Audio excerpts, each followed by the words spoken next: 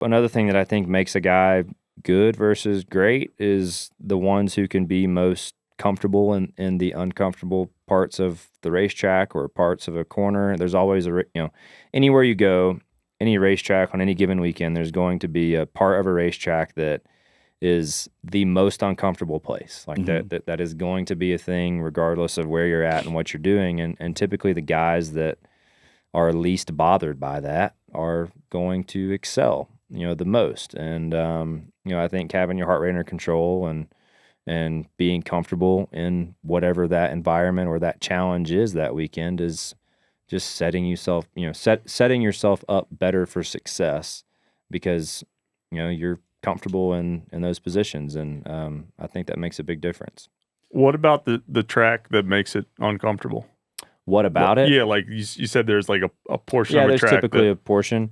What is it? I would say generally speaking, most of the time it's on corner entry.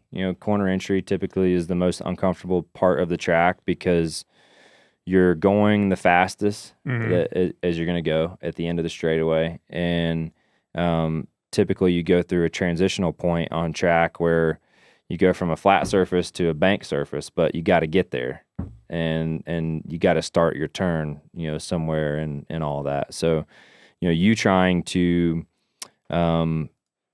push the limits of the tires, whether your right front tire, the right rear tire, whatever limitation you're trying to push up to the edge of, is going to be exposed the most in that spot, just because of the lack of banking and the speed you're carrying at that point. Gotcha.